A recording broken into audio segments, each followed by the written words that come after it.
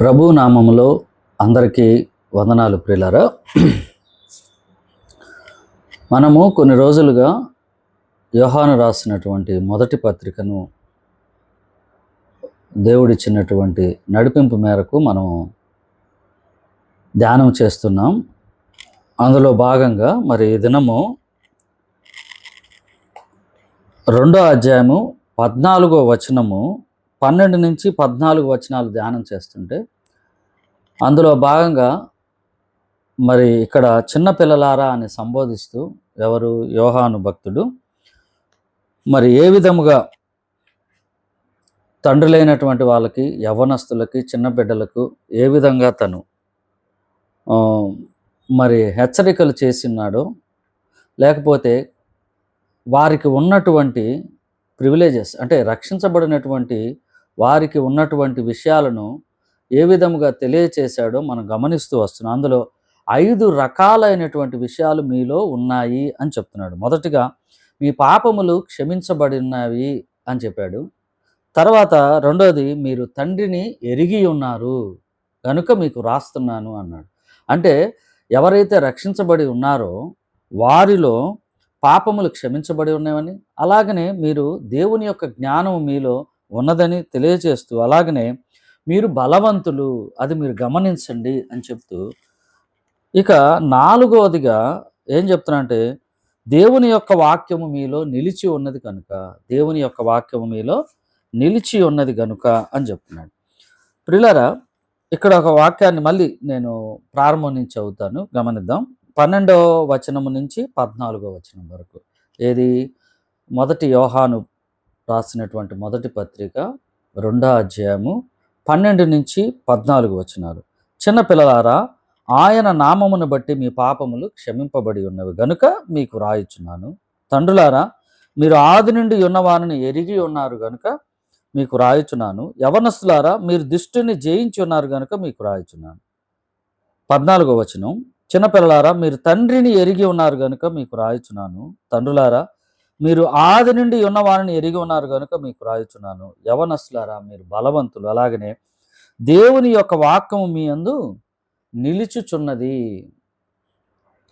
అంటే రక్షించబడినటువంటి విశ్వాసుల్లో దేవుని యొక్క వాక్యము నిలిచి ఉండాలి, నిలిచి ఉన్నది. అయితే ఇక్కడ ఉన్నటువంటి విషయంలో ఒకసారి ఆలోచిస్తే, మనలో వాక్యము నిలిచి ఉండాలంటే ఎలా? మనలో వాక్యము నిలిచి ఉన్నదా? నిలిచి ఉన్న వాక్యము పని చేస్తున్నదా? ఏ విధముగా ఆ వాక్యము మరి అపవాది యొక్క క్రియల నుంచి, అపవాది యొక్క తంత్రముల నుంచి దూరం చేస్తూ దేవునికి ఏ విధంగా దగ్గర చేస్తుందో అది మనం గమనించాలి ప్రియులారా. ఈ విషయంలో మనం చూసినట్లయితే ఈ యొక్క విషయాన్ని ఇక్కడే చెప్పినట్టు 1వ అధ్యాయంలో 10వ వచనంలో కూడా ఒక విషయాన్ని చెప్పాడు. ఏమని? మనము పాపము చేయలేదని చెప్పుకొని ఎడల ఆయనను అబద్ధికునిగా చేయువారు మగుదుము, మరియు ఆయన వాక్యం మనలో ఉండదు. మనము పాపము చేయలేదని చెప్పుకుంటే, నేను పాపం చేయలేదని చెప్పుకుంటే ఆయనను అబద్ధికునిగా చేయువారు మగుదుము, ఆయన వాక్యము మనలో ఉండదు. ఇక్కడ విషయాన్ని మనం గమనిస్తే, దేవుని యొక్క వాక్యము లేనటువంటి వాళ్ళు అబద్ధికులుగా ఎంచబడతారు, అబద్ధికులుగా ఉంటారు. అంటే వారికి దేవుని యొక్క వాక్యం లేనప్పుడు ఎలా ఉంటారు? ఒకసారి ఆలోచించండి. మనము దేవుని యొక్క వాక్యమును పక్కన పెట్టి దేవుని గురించి ఆలోచించక, అసలు దేవుడే లేకపోతే మనిషికి నిరీక్షణ ఎక్కడిది? అతను ఎక్కడికి పోతున్నాడు, ఏం చేస్తున్నాడు? బయట వ్యక్తులు మనం అడిగినప్పుడు నీ గమ్యం ఏందన్నప్పుడు ఏమో అని అంటాడు. బయట నరకము, స్వర్గము, ఈ రకరకాల విషయాలు ఉందంట, ఎవరు చూసి వచ్చారు అని ఒక గమ్యము లేనటువంటి, లక్ష్యము లేనటువంటి జీవితం వాళ్ళు జీవిస్తుంటారు. ఈ లోకములో కొంత వాళ్ళు సుఖంగా లేక ఇక్కడ ఉన్నటువంటి వాటిని బట్టి జీవిస్తున్నప్పటికీ వారి జీవితం ఎలా ఉంటుందంటే గమ్యము లేనటువంటి, నిరీక్షణ లేనటువంటి జీవితం. అదే క్రైస్తవుడికి, ప్రభువుని విశ్వసించినటువంటి వారికి గమ్యం ఏముంటుందంటే, నేను పరలోకానికి వెళ్తాను, నా పాపములు క్షమించబడ్డాయి, నేను పరిశుద్ధుడును, పవిత్రును, నీతిమంతులుగా మరి ప్రభువు నన్ను చేశాడు, దేవుని రాజ్యంలో నన్ను వారసునిగా చేశారు. అంత మాత్రమే కాదు, నేను ప్రభువుని నేను ఎదుర్కొంటాను, చూస్తాను, ప్రభువుతో నేను సహవాసము చేస్తాననేటువంటి గొప్ప నిరీక్షణ కలిగి ఉంటారు. అయితే ఇక్కడ చెప్పబడుతున్నటువంటి విషయం ఏంటంటే, ఇక్కడ ఇంకొక విషయంలో కూడా చూస్తే ప్రియులారా, 2వ అధ్యాయం 24వ వచనంలో చూద్దాం చూడండి. 2వ అధ్యాయం 24వ వచనంలో, అయితే మీరు మొదటి నుండి దేనిని వింటిరో అది మీలో నిలవనీయుడి. విశ్వసిస్తున్నటువంటి మనము దేవుని యొక్క వాక్యాన్ని మొదటి నుండి ఏది అయితే వింటున్నామో అది మీలో నిలవనీయుడి, ఉండనీయండి. దానిని అపవాది యొక్క క్రియలకు బలై ఆ యొక్క వాక్యాన్ని మీరు పక్కకు పెట్టద్దు. అలాగనే మీరు మొదటి నుండి వినినది మీలో నిలిచిన ఎడల, ఒకవేళ మీరు విన్నటువంటి వాక్యము మీలో స్థిరపడి ఉంటే, అలాగనే నివాసము చేస్తూ ఉంటే, మీరు కూడా కుమారుని యందును తండ్రి యందును నిలుతురు. ఇక్కడ ప్రియులారా, కుమారుని యందు తండ్రి యందును నిలుతురు అంటే వారితో సహవాసం కలిగి ఉంటాం, వారితో ఏకమై ఉంటాం. ప్రభువుతో ఏకమై ఉన్నప్పుడు, కుమారునితో ఏకమై ఉన్నప్పుడు, తండ్రితో ఏకమై ఉన్నప్పుడు, మరి ఎవరితో ఉన్నట్టు మనం? రాజులకు రాజుతో ఉన్నాం, ప్రభువులకు ప్రభువుతో ఉన్నాం. అంటే ఎవరితో దూరమై ఉన్నాం? దుష్టునికి దూరంగా ఉన్నాం. వేరుగా ఉన్నప్పుడు మన జీవన విధానం ఎలా ఉంటుంది?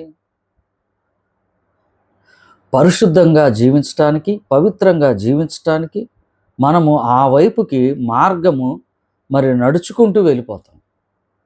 అయితే ఇక్కడ ఏదైతే అపవాది ఈ లోకమునకు రాజై ఉండి, లేదా వాడిదై ఉండి, వాడు చేస్తున్నటువంటి ఈ విపరీతమైనటువంటి దుష్టత్వములో ఉన్నటువంటి మాటలు కానీ, క్రియలు కానీ, ఆలోచనలు వాటి నుంచి దూరం అవ్వటానికి ఆస్కారం ఉంటుంది. అంతేకాకుండా దేవుని యొక్క వాక్యం మనలో ఉంటే మనం ఎవరితో నివసిస్తున్నట్టంటే కుమారునితో నివసిస్తున్నట్టు, అలాగనే తండ్రితో నివసిస్తున్నట్టు దేవుని యొక్క వాక్యం చెప్తుంది.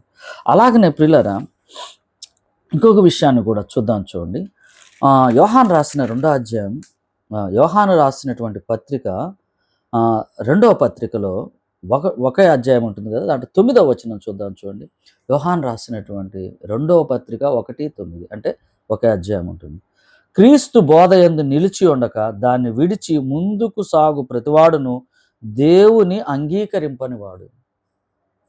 గుర్తుపెట్టుకుందాం, దేవుని యొక్క వాక్యమును అంగీకరించే మనము దేవునిలోనికి వచ్చాం, ప్రభువుని వెంబడిస్తున్నాం. ఇక్కడ క్రీస్తు బోధయందు నిలిచి ఉండక దాన్ని విడిచి ముందుకు సాగు ప్రతివాడు అంటే ప్రభు బోధను పక్కన పెట్టి నడిచేటువంటి వాడు అనేటువంటి దాంట్లో ఇద్దరుంటారు. ఒకడేమో అసలు రక్షించబడకుండా, దేవుని యొక్క సహవాసంలో లేకుండా వాక్యాన్ని పక్కన పెట్టేసి వాక్యం వినిపిస్తున్నప్పటికీ వెళ్ళిపోతున్నటువంటి అన్యుడు.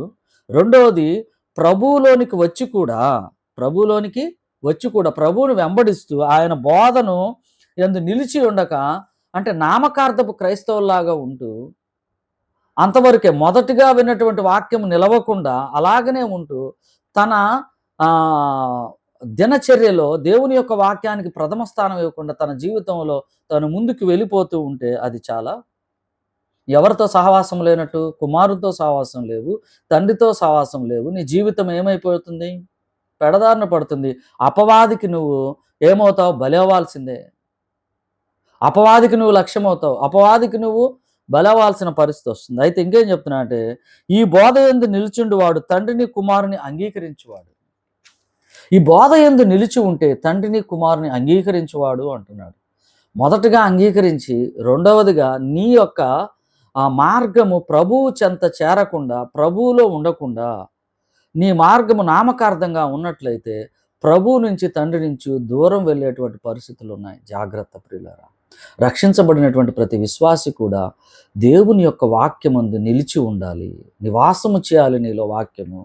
లేకపోతే అబద్ధికుడిగా నువ్వు ప్రయాణం చేయాల్సి ఉంటుంది. రక్షించబడినటువంటి వాళ్ళది పక్కన పెడదాం, రక్షించబడినటువంటి వాళ్ళు నేటి క్రైస్తవంలో మరి ఈ విధముగా వారి యొక్క జీవన విధానాన్ని ఉండటం మనం అనేక మార్లు మన చుట్టుపక్కల ప్రాంతాల్లో మనకు తెలిసినటువంటి వాళ్ళు, బంధువుల్లో, రక్త సంబంధికులు, వారేమో ప్రభువుని వెంబడిస్తున్నామంటున్నారు, కానీ వారి జీవన విధానం మాత్రం ప్రభువుకి వ్యతిరేకంగా అపవాదికి సంబంధించినటువంటి క్రియలతో వాళ్ళు ముందుకు వెళ్ళటం చూస్తున్నాం. ఈ లోక ఆశలతో వాళ్ళు వెళ్ళటం మనం చూస్తున్నాం ప్రియులారా. ఈ విషయాన్ని గమనించినట్లయితే రక్షించబడిన తర్వాత నువ్వు దేవుని యొక్క వాక్యం ఎలా ఉండాలి? అనుసరించాలి, నీలో నివాసము చేయాలి, ఆయన ఆజ్ఞలను గైకొనాలి. అలాగనే ప్రియులారా, మళ్ళీ మనం యోహాను సువార్తలో కొన్ని విషయాలను గమనిద్దాం చూడండి. యోహాను సువార్తలో 5వ అధ్యాయం, యోహాను సువార్త 5వ అధ్యాయం 38వ వచనం చూడండి. యోహాను సువార్త 5వ అధ్యాయం 38వ వచనములో, ఆయన ఎవరిని పంపెనో ఆయనను మీరు నమ్మలేదు గనుక మీలో ఆయన వాక్యము నిలిచి ఉండలేదు. అంటే వాక్యము నిలిచి ఉండాలి అంటే ఇక్కడ కాంటెస్ట్ వేరే వేరే అయినప్పటికీ, ఆయన ఎవరిని పంపినో ఆయనను మీరు నమ్మలేదు కనుక మీలో ఆయన వాక్యము నిలిచి ఉండలేదు. కాంటెస్ట్ వేరే అయినప్పటికీ, ఒక వ్యక్తి దేవుని యొక్క వాక్యాన్ని నమ్మకపోతే ఏముంటుంది అక్కడ? ఆయన వాక్యం వారిలో నిలిచి ఉండలేదు. ఇక్కడ నమ్మిక అనేటువంటి దానిని ఆలోచన చేస్తే ప్రియులారా, దేవుని యొక్క వాక్యాన్ని స్వీకరించడమే కాకుండా, ప్రభువుని విశ్వసించటమే కాకుండా, ఆ విశ్వాసాన్ని కొనసాగించాలి అనేటువంటిది మనం గమనించాలి ప్రియులారా. ఒకవేళ కొనసాగించకపోతే దేవుని యొక్క వాక్యం నిలబడదు. ఒకసారి ఆలోచన చేద్దాం. దేవుని యొక్క వాక్యము ఒక వ్యక్తి లేదా ఒక విశ్వాసి హృదయములో నిలిచి ఉండాలంటే, ఆ వాక్యము తన జీవితంలో పని చేయాలి. పని చేయకపోతే ఆ వాక్యం నిలిచి ఉండదు. ఒక విషయాన్ని గమనిద్దాం. అబద్ధము ఆడొద్దు అని ఉందనుకున్నాం, లేదా ఇతరుల మీద అసూయ పడవద్దు అని ఉన్నదనుకున్నాం, లేదా వ్యభిచరించవద్దు అని ఉంది దేవుని యొక్క ఆజ్ఞ. నీవు ఆ యొక్క వాక్యాన్ని నీ హృదయంలో ఉన్నది తెలుసు. అయితే ఆయా పరిస్థితులు నీకు ఎదురుగా సంభవించినప్పుడు, అంటే వ్యభిచారం యొక్క తలంపులతో ఉన్నటువంటి కొన్ని ఆయా పరిస్థితులు నీ ముందుకు వచ్చినప్పుడు, అబద్ధం ఆడాల్సినటువంటి పరిస్థితి వచ్చినప్పుడు, మోసము చేయటానికి అవకాశం ఉన్నప్పుడు, నీవు ఆయా పరిస్థితుల్లో నీలో ఉన్న వాక్యము ఆ పరిస్థితుల నుంచి నువ్వు పక్కకి వెళ్ళిపోతే, అవి చేయకుండా ఉంటే నీలో ఉన్న వాక్యము నిలిచి ఉన్నదని అర్థం. నీలో వాక్యము నివసిస్తున్నదని అర్థం. అంత మాత్రమే కాదు, అది పనిచేస్తుందని అర్థం. నువ్వు ఆ వాక్యాన్ని ఉంచుకొని పని చేయకుండా వదిలివేసి పెడచెవన పెట్టేసి, నీ శరీరం ఎటైతే నడిపిస్తుందో, అపవాది ఎటువైపుకైతే నడిపిస్తూ ఆ ఆశను నీ మీదకి నడిపిస్తున్నప్పుడు, ఆకర్షించబడుతున్నప్పుడు, దాని వైపుకు నీ శరీరాన్ని, నీ మనస్సును నిలిపి నీ హృదయం దానితో వెళ్ళినప్పుడు దేవుని యొక్క వాక్యము మనలో నివసించదు. జ్ఞాపకం చేసుకుందాం. ఒకవేళ ఉన్నప్పటికీ నువ్వేం చేసావంటే ఆ వాక్యాన్ని పక్కన పెట్టేశావు. దేవుని యొక్క వాక్యం మనలో నివసించాలి అని అంటే, మన జీవితంలో, మన జీవన విధానంలో, అంటే మన మాటల్లో కానీ, ఆలోచనల్లో కానీ, క్రియల్లో కానీ దేవుని యొక్క వాక్యము పని చేయాలి. అంటే అనుభవపూర్వకంగా వాక్యము ఎదగాలి మనలో. 30, 60, 100 ఎదగాలి. ఇది ఎదగకుండా నేను దేవుణ్ణి ప్రేమిస్తున్నాను, ప్రభువుని వెంబడిస్తున్నానని చెప్పి నామకార్థంగా ఉన్నట్లయితే నువ్వు అపవాదికి లక్ష్యం అవ్వాల్సిందే. అపవాది చెంత చేరాల్సిందే. దేవునికి దూరంగా ఉండాల్సిందే. జ్ఞాపకం చేసుకున్నట్లు. అలాగనే 8వ అధ్యాయం 31లో ఏం రాసిందో చూద్దాం. చూడండి, 8వ అధ్యాయం 31 విషయం. కాబట్టి యేసు తనను నమ్మిన యూదులతో, మీరు నా వాక్యమందు నిలిచిన వారైతే నిజముగా నాకు శిష్యులై ఉండి సత్యమును గ్రహించెదరు. ప్రియులారా, అక్కడ ఇక్కడ యూదులతోనే చెప్తున్నాడు. ఏమని చెప్తున్నాడంటే, తనను నమ్మిన యూదులతో, మీరు నా వాక్యమందు నిలిచిన వారైతే, తనను నమ్మిన యూదులతో, మీరు నమ్మిన యూదులతో ఏం చెప్తున్నాడంటే, మీరు నా వాక్యమందు నిలిచిన వారైతే నిజముగా నాకు శిష్యులై ఉండి సత్యమును గ్రహించెదరు. మీలో వాక్యము నిలిచి ఉంటే ఏం చేస్తారంట? ఆయన శిష్యులు అవుతారు. శిష్యుడు అంటే ఆయన వెంబడించేటువంటి వాళ్ళు అవుతారు. అంతేకాకుండా సత్యమును గ్రహించెదరు. ప్రియులారా, ప్రభు యొక్క వాక్యాన్ని మనం గ్రహిస్తున్న కొలది ఆయనకి శిష్యులుగా మారతాం. ఆయన వెంబడించే వారంగా ఉంటాం. నేను నమ్ముతున్నాను అని చెప్పుకుంటూ ఆయన వాక్యాన్ని, ఆయన సత్యాన్ని గ్రహించకుండా, నీ హృదయంలో ఆ యొక్క వాక్యము నివసించకుండా ఉంటే నువ్వు ఎన్నటెన్నటికి అపవాదికి నువ్వు బలవ్వాల్సిందే. అపవాదికి లక్ష్యం అవ్వాల్సిందే. గుర్తుపెట్టుకుందాం. అలాగనే ఇంకొక విషయాన్ని కూడా చూద్దాం. వాక్యము నివసించాలి అంటే మొదటిగా మనలో ఎదగాలనుకుంటున్నాం కదా. ఇంకొక విషయం ఏదంటే, వాక్యము నివసించాలంటే చదవాలి, అలాగనే వినాలి, అంటే ఎవరైనా దైవజనుడు లేదా సంఘములో మరి కాపరి వాక్యాన్ని బోధిస్తున్నప్పుడు వాక్యం విని, లేదా నీ పర్సనల్‌గా వాక్యం ధ్యానం చేసుకొని చదవాలి.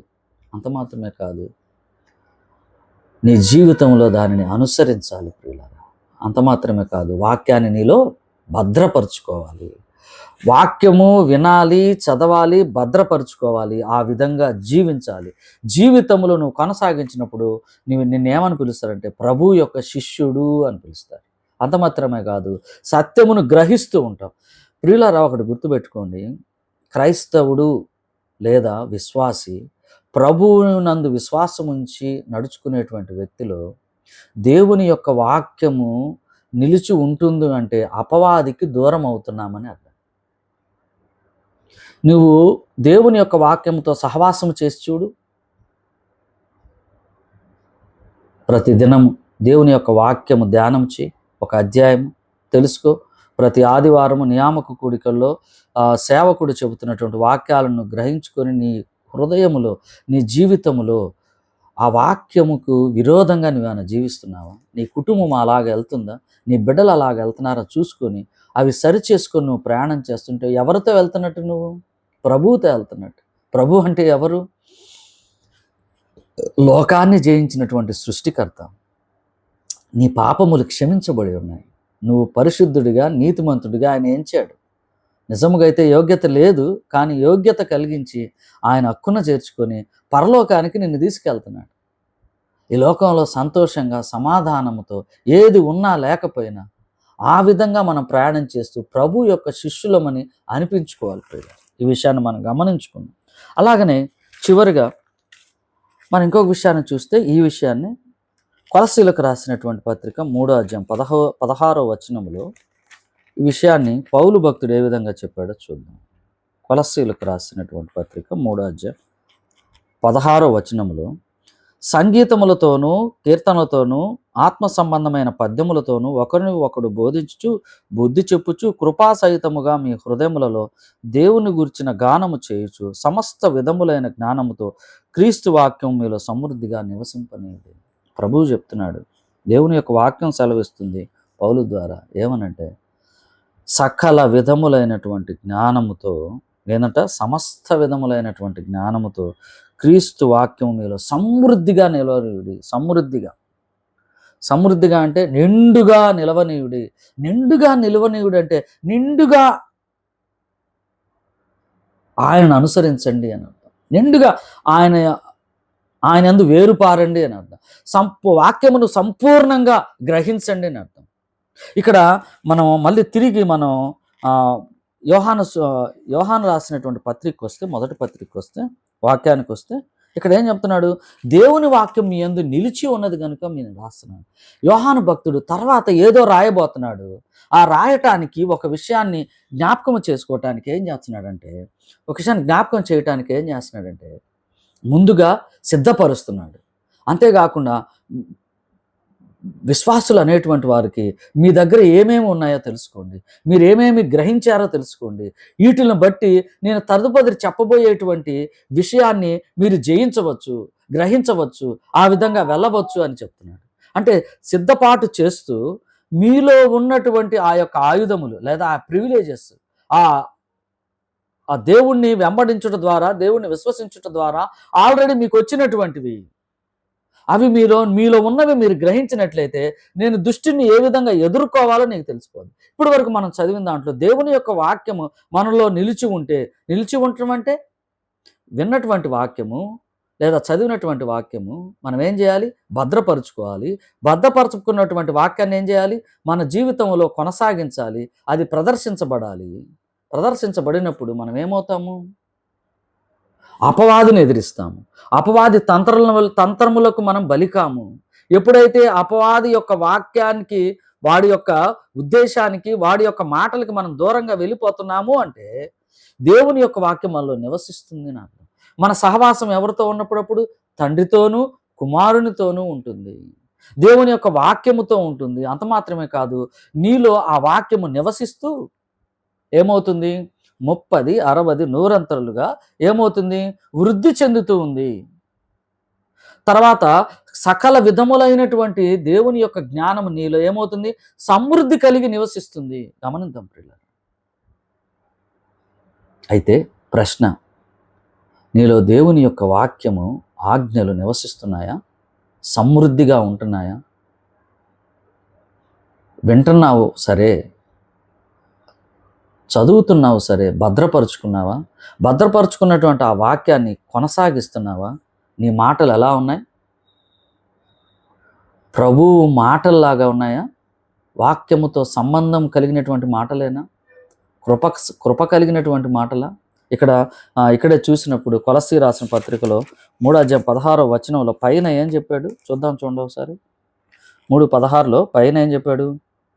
సంగీతములతోను, కీర్తనలతోను, ఆత్మ సంబంధమైన పద్యములతోను ఒకరికి ఒకడు బోధించుచు అన్నాడు. నీ ఎదుటి వాళ్ళకి నీ బోధ ఎదుటి వాళ్ళకి ఎలా ఉంది? దుష్టత్వంతో ఉన్నావా? దుర్మార్గంతో ఆలోచన చేస్తూ తనను కూడా పక్కన పెట్టడానికి ఆలోచన చేస్తున్నావా? అయితే వాక్యం నీలో ఎలా నిలిచింది? అలాగనే బుద్ధి చెప్పుచు. బుద్ధి చెప్పటం అంటే గందరగోళం చేసి హేళన చేయటం కాదు, కానీ అది సరైన కాదని చెప్పాలి. అలాగనే కృపాసహితముగా మీ హృదయములలో దేవుని గూర్చిన గానం, కృపాసహితముగా దేవుని గూర్చిన గానము చేయుడి. దేవుని గూర్చినటువంటి గానము చేయుచు అన్ని విధములైనటువంటి జ్ఞానం మీలో సమృద్ధిగా నిలవనీయుడి అంటారు. కృపాసహితముగా ఇతరుల పక్షాన, ఇతరుల దగ్గర నువ్వు అలా ఉంటున్నావా లేదా గమనించుకుందాం పిల్లరా. ఇక్కడ చెప్పబడుతున్నటువంటి వాక్య భాగంలో ఈ యొక్క వాక్యము యోహాను భక్తుడు చిన్నపిల్లలకు, పెద్దవారికి, అలాగనే మిడిల్గా ఉన్నటువంటి యవ్వనస్తులకు చెబుతూ, ఒక విధంగా చెప్పాలంటే ఇది స్టాండర్డ్ ప్రకారం కూడా చెప్పినట్టుందిగా. నువ్వు రక్షించబడినటువంటి నువ్వు ఇంకా చిన్నపిల్లలుగా ఉంటే, లేకపోతే యవనస్తులుగా ఉంటే, లేదా మీరు పెద్దవాళ్ళుగా ఉంటే, మీ అందరిలో ఇవి ఉన్నాయ్యా అని చెప్తూ, విశ్వాసిగా ఉన్నటువంటి వ్యక్తి తన జీవితంలో ఇవన్నీ ఉన్నాయి. పాపములు క్షమించబడి ఉన్నాయి, తర్వాత తండ్రి యొక్క జ్ఞానము మనలో ఉన్నది, అలాగనే మనం బలవంతులం, అలాగనే దేవుని ఆ వాక్యము మీ యందు నివసించి ఉన్నది కనుక మీకు రాస్తున్నాను. ప్రియులారా, ఈ యొక్క వాక్యము, ప్రభు యొక్క వాక్యము మనలో నివసించాలంటే ముందుగా వినాలి, చదవాలి, భద్రము చేసుకోవాలి, జీవితము ద్వారా కొనసాగించాలి. తద్వారా తండ్రికి, కుమారునికి మనం ఏమవుతాం? శిష్యులమవుతాము. వారి యొక్క సహవాసములో ఉంటాము. వారి యొక్క జ్ఞానము మన హృదయంలో సమృద్ధంగా ఏముంటుంది? నిలిచి ఉంటుంది. విషయాన్ని గమనిద్దాం. తదుపరి మళ్ళీ మనకి ఇంకేం చెప్పాడు? దుష్టుని జయించి ఉన్నారు కనుక అని చెప్తున్నాడు. ఆ విషయాన్ని తదుపరి ఎపిసోడ్లో మనం ఆ విషయాన్ని గురించి ధ్యానం చేద్దాం ప్రియులారా. ప్రభు ఈ మాటలను దీవించునుగాక. ప్రభు నామంలో అందరికీ వందనాలు ప్రియులారా.